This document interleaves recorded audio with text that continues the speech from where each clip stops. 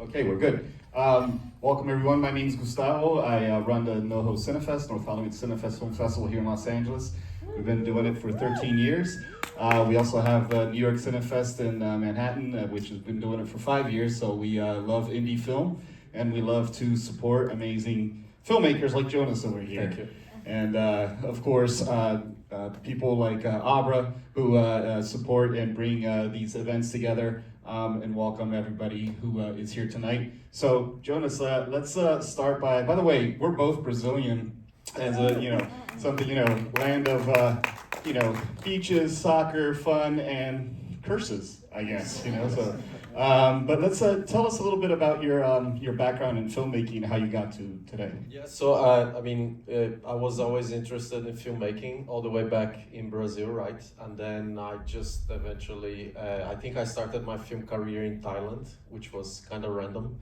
But I was working there in a hotel and I realized there was a production company which had an office right across the street. So I took it as a sign, and then I just went there.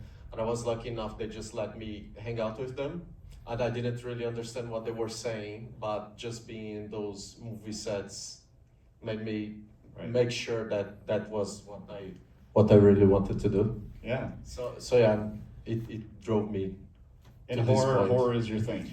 For now, yeah, I made some documentaries as well, but yeah, I was always interested in horror, and then my first movie was a horror, and then I wanted my second one to be a horror movie as well. And you shot this in UK? Yeah, this is like a British film, so it was all shot in London, England, but we did it at night, so I don't know if that's London in like very well represented in the movie, but yeah, it's all in England, and yeah, the actors were a mix of British and American actors. Yeah, definitely a lot of really long tunnel-like locations to traffic characters. Yeah, London is a very beautiful city, but it can be very eerie and creepy at night as well. That's what we wanted to show in the movie, the ugly side of it.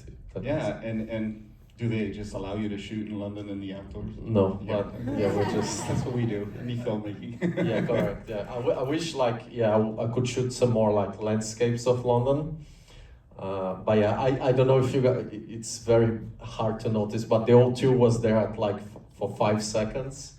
That's a landscape, right? So yeah, we got one.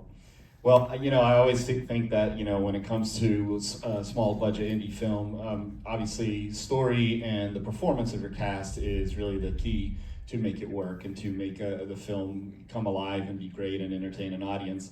And of course, when you have an ensemble cast like you did here, if you have one, bad link per se, it falls apart, and all your cast members are so amazing, your actors are so great. Why don't you tell us a little bit about how that came about and how you got your cast? Yeah, so it was really important for us for this film that they really felt like a group of old friends, like getting together for an evening. And I was lucky that I think Mariah was the first one that came on board, the one that played Cass. And I was telling her about the movie and whatnot, and she was really keen on doing it. And then I was talking to her about potential actors for the other roles, and she introduced me to David, who played James, the other lead. And they were friends. They had done several movies together where they were a couple, Right. So I'm like, okay, I'll audition James, and David did really good. And then David ended up bringing Durasi, who was then, and then one brought the other. And luckily enough, they were all good actors, and they were also friends, Right. in the. So it just came off naturally in the film, which was really important for us, I think. Yeah, well, good people work with good people and want to work with good people, so it's great that you did that. How long? You said it took you 9 days to shoot, correct? Yeah, 9 nights. But 9 nighs, right. So, but from the moment where you just started to sit down to write the script through the moment where you were done editing and the post-production, how long was that? Yeah, then it took a little bit longer. It took 3 years, I think, for the whole process. And then when Abra came on board, I think we talked for another year or so, because besides Chroma, which were amazing,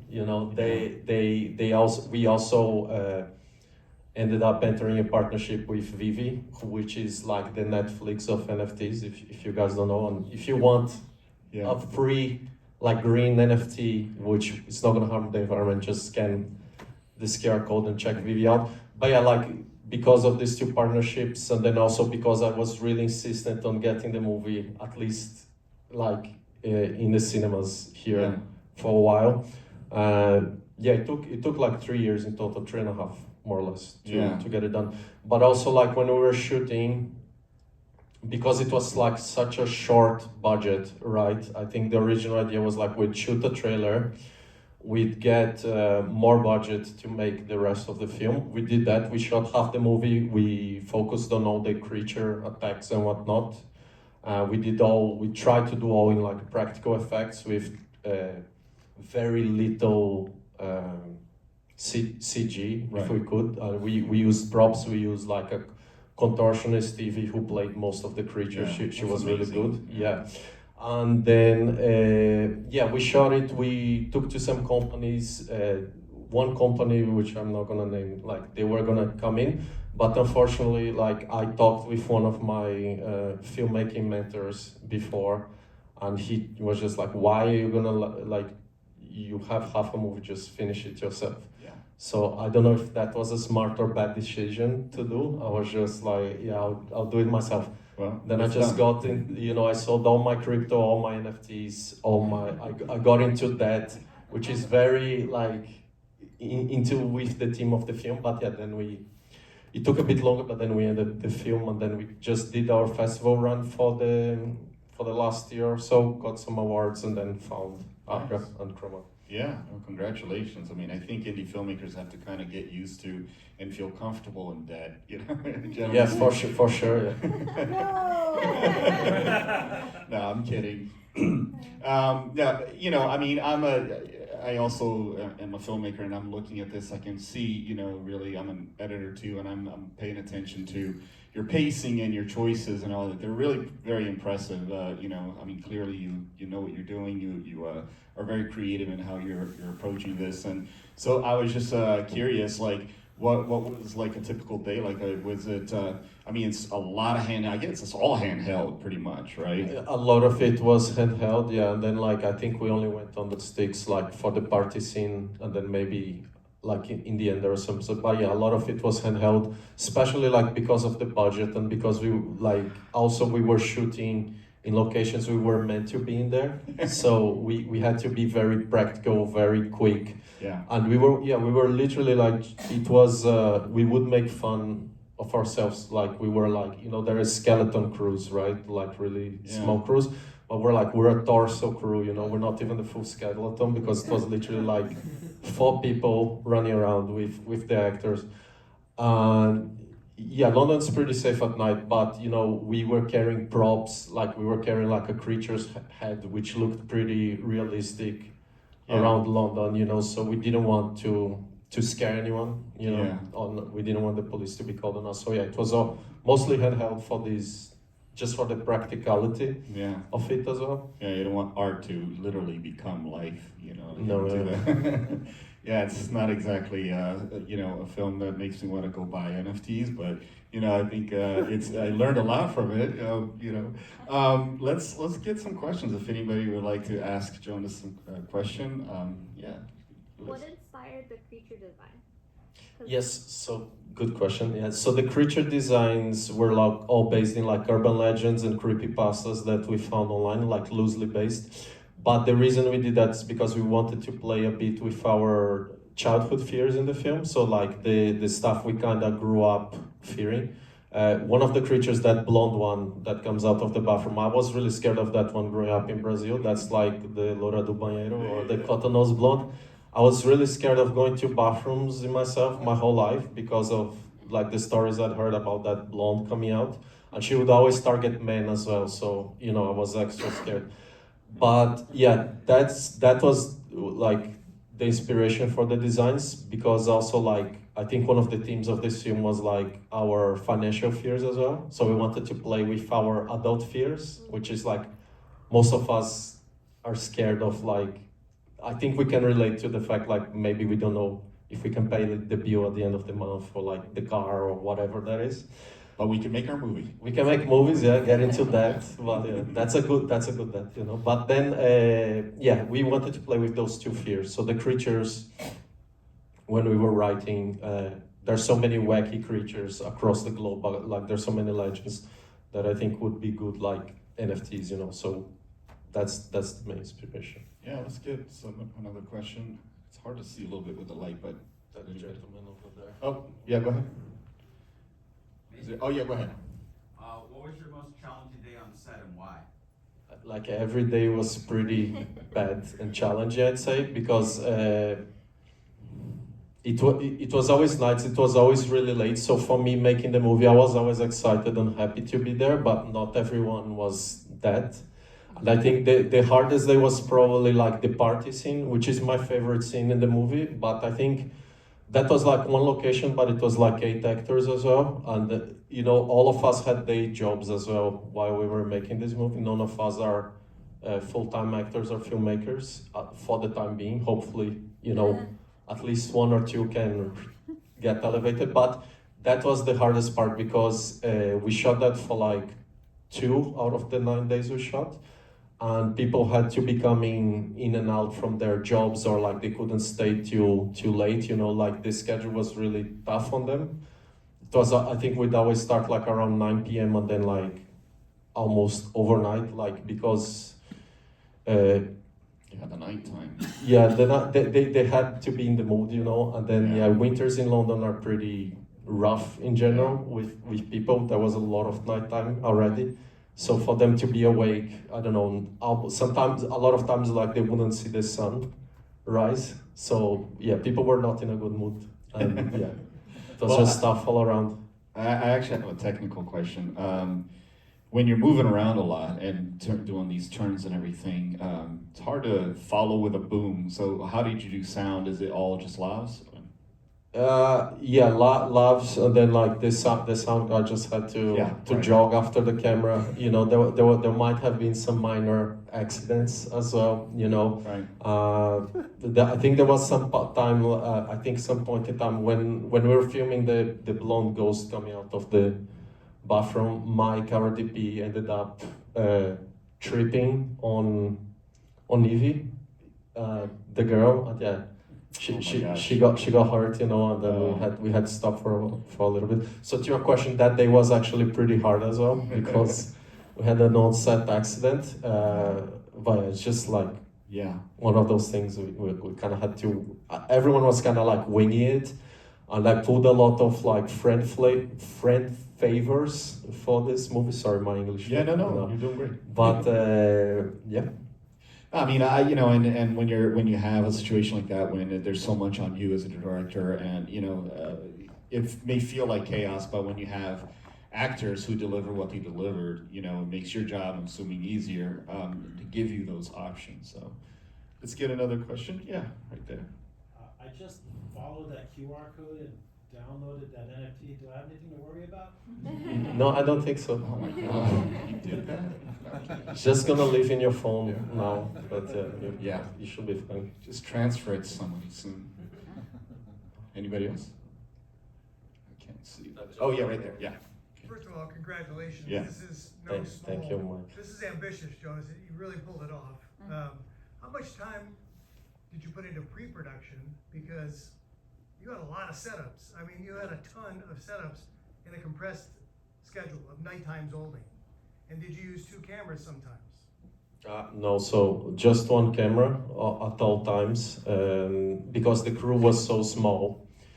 And then we just had to be really run and gun with it, with the entire film. We couldn't have much.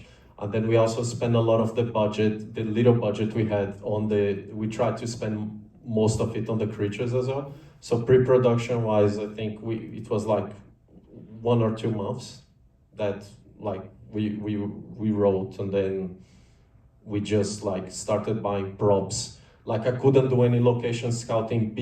Like the external shots, I walk there all the time. It's all around my neighborhood. You know, I was really lazy, so I didn't want to go too far. But the indoor scenes, the houses, they were just like Airbnbs. I could never scout them before. It was just like a leap of faith almost, you know. So yeah, It's it was like a month. Yeah. Yeah. Anyone else? I think there's a hand there, right? What Yeah, kind of yes. cameras did you use? Do you have camera? The camera was we used different cameras on different days, but we used mainly like a red camera, I think a red Komodo, for most of the film, for like 95% of the film, and then we had like a black magic on some scenes as well, on some of the outdoor scenes, because it was much easier to carry than the Smaller, yeah. much smaller, much better. I mean, the film looks really good. It feels really good. The story is really fun and interesting, and like I keep talking about the actors because I think that's so much the heart of any indie film. So, congrats to all of them and to you. Do you have any other final questions or? Yeah, go ahead. So I also enjoyed the party scene. I thought that was really cool. How much of the cast was familiar with NFTs prior to this movie? Because the way that the dialogue was going across, it seemed like they were kind of in it. So that's why I was curious if they had any familiarity with. Yeah, I mean, a lot of them got into NFTs in preparation for the movie. Because we filmed in a period of 3 years, they kind of saw a lot of the NFT story, let's say. It wasn't that long, right? It's kind of like, it's a period of time that I'm sure you're into NFTs. We don't know if those times are gonna come back. Some of us keep our fingers crossed, but I think it was good for them that we kind of took a bit longer, because they kind of had a lot of, that party scene was the last scene of the film to be filmed. And normally I'd like to do things chronologically, but it was just easier for them and their schedules if we did that last and get everyone together last. So it really gave them time to go through all the projects that we reference, you know, to download Vivi, check it out, to see, like, to know what CryptoPunks is and things like that. And yeah, some of them got into it, some of them were just like, oh my God, what is this, you know? But I think that's the kind of beauty and charm of NFTs. Is not for everyone, right? But I think it could become it could be something, or it was in the past, that people were using to try to escape their 9-to-5s, or their, like, the rat race, as some people would call it, right? So I'd say, like, yeah, some of them are still into it till this day. Some were just, it was like many of us, right? It was just like a temporary thing. You had some really fun sound design in there. Were there any unique objects or things that were used to make some of the sounds? Yes. So I have a nephew, right? My sister has a baby. And my brother-in-law, he did the music and some of the sound design, you know, because I'm like, you married my sister, so, you know, I don't have a budget, you can help me with the movie, and he was cool with it. So he did the music, and then, like, he was like, oh, you know what, Benji, you know, he was a baby, my nephew, and so some of the creatures, I don't know if you can tell, like, they sound like a baby, and then, like, we distorted it a little bit, like the upside down one that appears towards the end of the movie, that's essentially, you know, my nephew. Oh. Yes.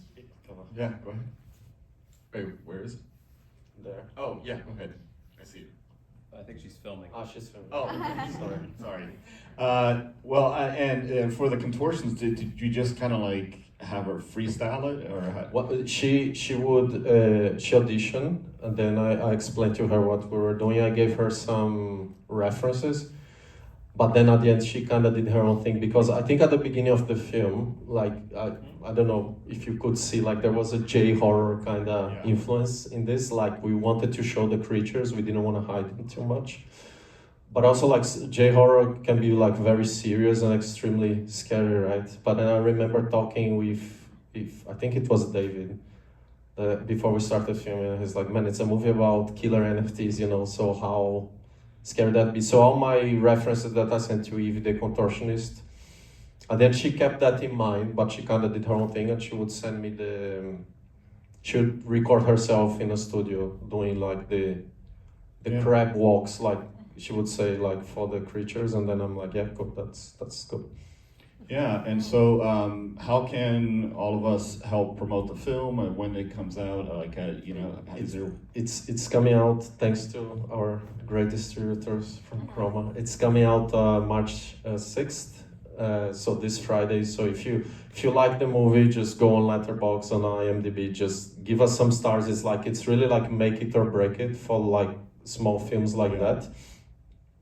But yeah, and then just like if you do content around it. Just post your opinions online. And even if you don't like it, I mean, hopefully you don't talk too much shit about it. But just I'm always down for reading reviews, whether they're good or bad. Just make sure you go to this like film review sites and actually put your opinion there, because it helps then the movie rank, and more people will see it when more and more people are talking about it.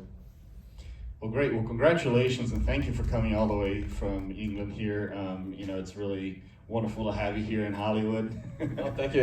It's like a full circle moment for me. But thank you so much for having me. Oh, no, of course. Thank you for the NoHo Cinefest. Thanks Chroma. Thanks Vivi, and thanks you guys for coming. And I look forward to seeing like your feedback. If you don't want to say it now, you can. We'll go for a drink, and then you can tell me later what you really think. Well, we all love you. Thank you so very much, everybody. everybody.